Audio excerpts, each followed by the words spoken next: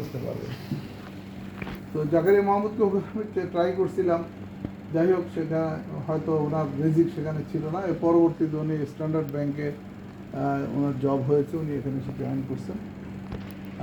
এরপরে যাক আলহামদুলিল্লাহ উনি এখানে শুধু অনেক মানে রেমিটেন্সের অবস্থান যাদের বক্তব্য থেকে এত বুঝতে পেরেছেন যে অবস্থান যে তার অবস্থাতে একটা নতুন ডাইমেনশনে নিয়ে গিয়েছে।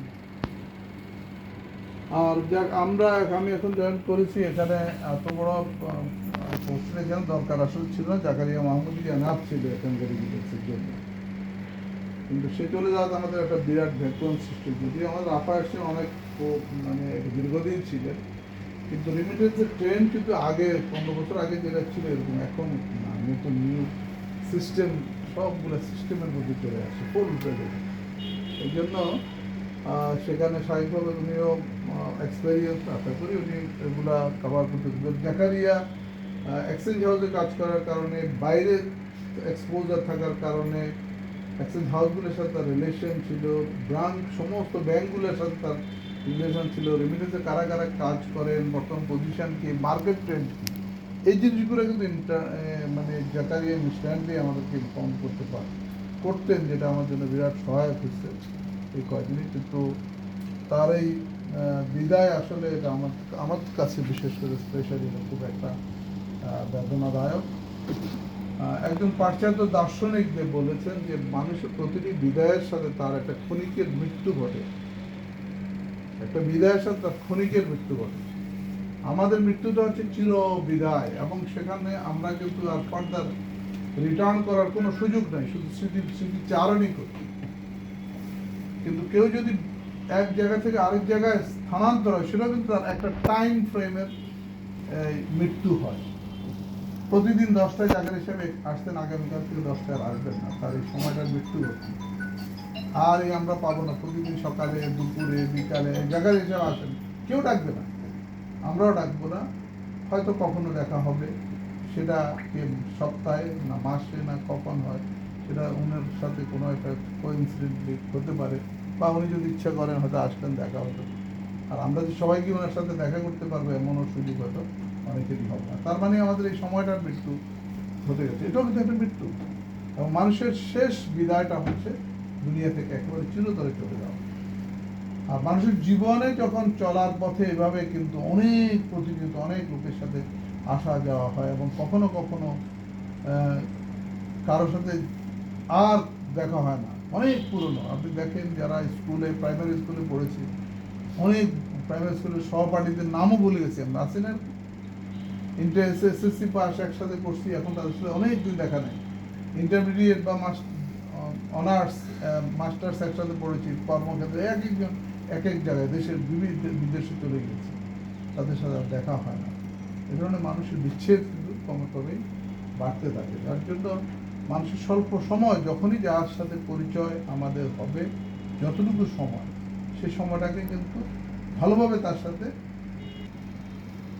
কারণ এই সময়টা আমাদের আর ফিরে আসবে না। আমরা একটা আমাদের নামাজের টাইম যেহেতু হয়ে গেছে, আমি সংক্ষিপ্ত করছি। আমরা আমাদের স্কুল জীবনে সেটা একটা দ্য থ্রি কোয়েশ্চেন একটা গল্প পড়েছি। থ্রি কোয়েশ্চেন আপনারা পেয়েছেন নাকি? আবার থ্রি কোয়েশ্চেন লিখছিলেন হচ্ছে, রাইটার নাম ছিল হ্যাঁ টলস্টয়। ঠিক আছে, টলস্টয়। তিনটা কোশ্চেনের মধ্যে ছিল, আমি এই জন্য বলছি এটা শিক্ষণীয় জিনিস। তিনটা কোশ্চেন এক রাজার মাথার মধ্যে, আমাদের তিনটা জিনিসের উত্তর যদি আমি পাই তাহলে আমি সবচেয়ে সুখী হবো, এবং সকল কাজ আমার কাছে দুনিয়ার কোনো কিছুই বাধা থাকবে না। তিনটা কোশ্চেন, এই তিনটা কোশ্চেনটা তিনি যখন বের করার জন্য অনেকের কাছে তার সবাইকে ডাকলেন, কেউই তার স্যাটিসফাইড অ্যান্সার দিতে পারে না। তিনটা কোশ্চেন কি? What is the important time for me? আমার সেই সবচেয়ে ইম্পর্টেন্ট সময় কোনটা আমার জন্য, best time? What is the who is the important person for me? আমার জন্য সবচেয়ে ইম্পর্টেন্ট ব্যক্তিকে। এরপরে হচ্ছে what is the important work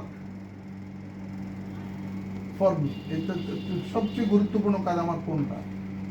কারণ এইগুলো যে সব গুরুত্বপূর্ণ কাজটা গুরুত্বপূর্ণ ব্যক্তি এবং গুরুত্বপূর্ণ সময় আমার কোনটা। তখন সে অনেকটা পরে দাদা ছদ্মবেশে বেরোলেন, অনেকের জিজ্ঞাসা করলেন।